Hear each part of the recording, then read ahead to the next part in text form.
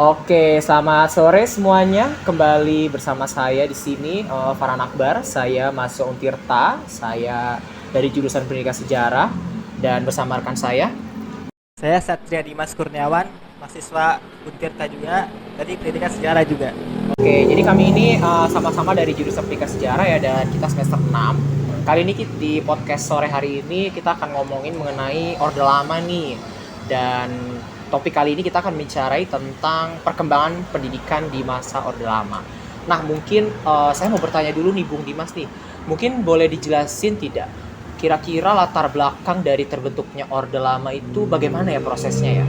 Baik, jadi masa Orde Lama itu adalah periode sejarah politik di Indonesia yang berawal dari kemerdekaan Indonesia di awal itu, di mana tahun 1945 hingga jatuhnya Presiden Soekarno pada tahun 1967. Jadi awalnya Orde Lama itu ketika kita memproklamasikan kemerdekaan kita di awal kemerdekaan, lalu kita juga berjuang mempertahankan kemerdekaan kita, yang mana akhirnya Belanda akhirnya mengakui kedaulatan kita pada tahun 1949 melalui Konferensi Meja Bundar atau KMB.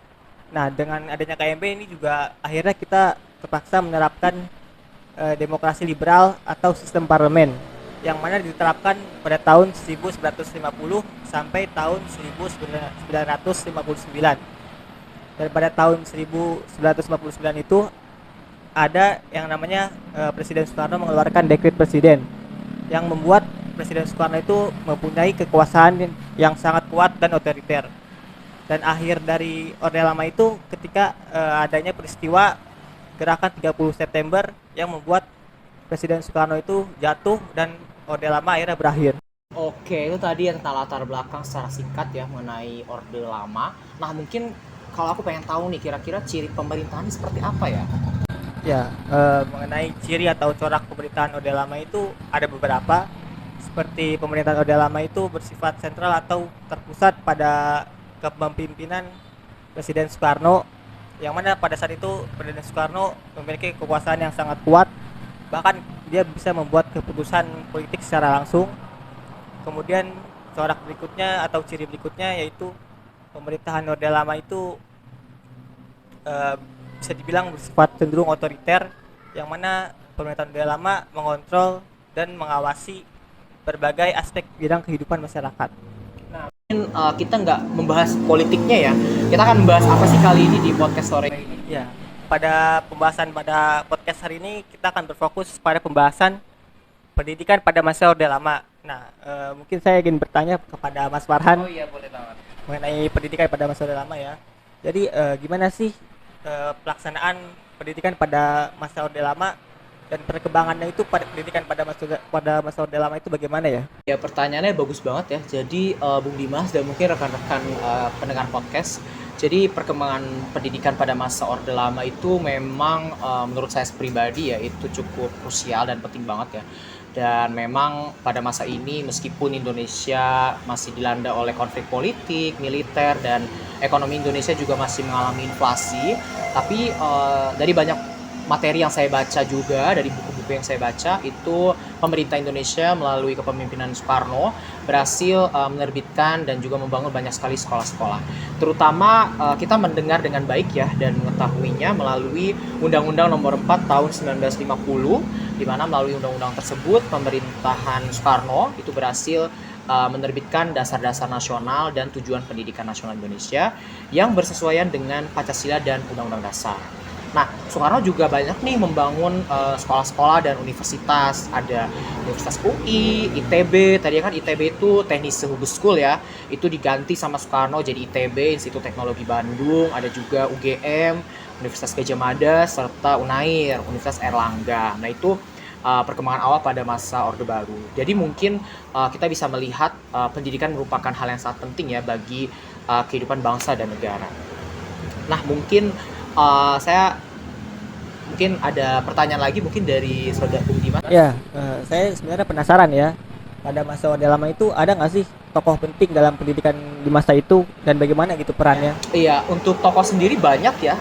Kita mungkin sering mengenal seperti Ki Hajar Dewantara gitu ya, Bapak Pendidikan Indonesia.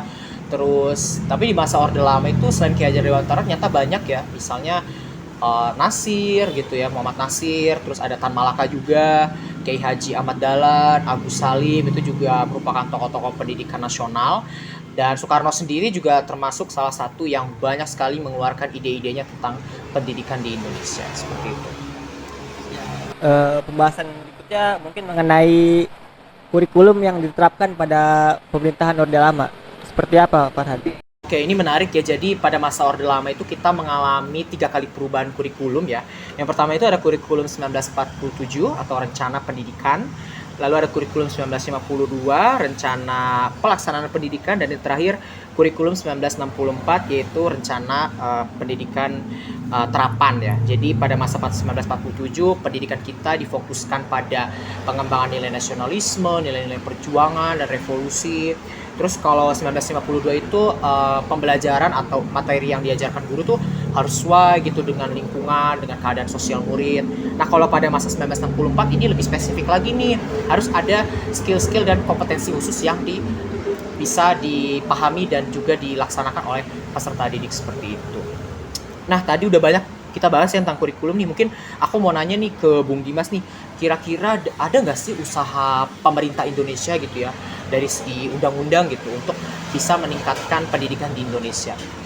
Ya, untuk cara pemerintah pada saat itu ya, pemerintahan Orde Lama dalam meningkatkan mutu pendidikan di Indonesia itu dengan pada tahun 1959 pemerintah mengeluarkan kebijakan wajib belajar 6 tahun. Jadi pada saat itu pemerintah menginginkan masyarakat Indonesia itu minimal menempuh pendidikan dasar. Lalu juga pada saat itu pemerintah berusaha mengembangkan bahasa Indonesia, di mana bahasa Indonesia ingin dijadikan bahasa Indonesia yang kuat, yaitu dengan caranya dengan mewajibkan penggunaan bahasa Indonesia di sekolah dan juga di kelas. Lalu juga mungkin ini dia menambahkan ya mengenai kurikulum yang telah dijelaskan oleh Farhan, yaitu pada kurikulum pada tahun 1964 yang mana pada saat itu kurikulumnya itu berfokus menjalankan program yang namanya Pancawardhana, yaitu ada 5. Yang pertama itu ada moral, kecerdasan, lalu emosional, lalu ada keterampilan dan juga jasmani, seperti itu. Oke, mungkin kita terbatas oleh waktu ya. Nah, mungkin kita bisa akhiri juga. Mungkin sedikit tambahan nih dari Bung Dimas nih. Sebelum kita menutup, kira-kira sekolah-sekolah apa saja sih yang dibangun oleh pemerintahan Orde Lama? Ya, mengenai sekolah atau universitas yang dibangun pada masa Orde Lama itu sebenarnya ada banyak. Cuman bisa saya sebutkan beberapa, seperti Universitas Indonesia yang dibangun pada tahun 1949, ada juga UGM atau Universitas Gadjah Mada yang dibangun pada tahun 1949. Lalu ada juga Sekolah Menengah Atas atau SMAN 1 Medan yang dibangun pada tahun 1946. Ada juga SMAN 1 Padang yang dibangun pada tahun 1949.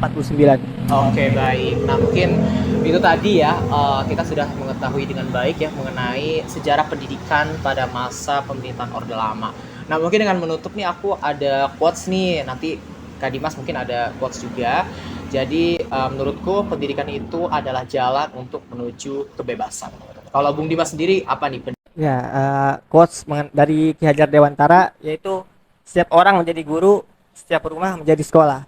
Oke, mungkin itu sekian podcast dari kami mengenai sejarah pendidikan pada masa Orde Lama. Kita bisa bertemu lagi di lain kesempatan. Terima kasih dari Bung Dimas juga. Terima kasih. Dan mungkin semoga teman-teman bisa mendapatkan ilmu dan salam sehat, salam jantung sehat juga. Sampai jumpa.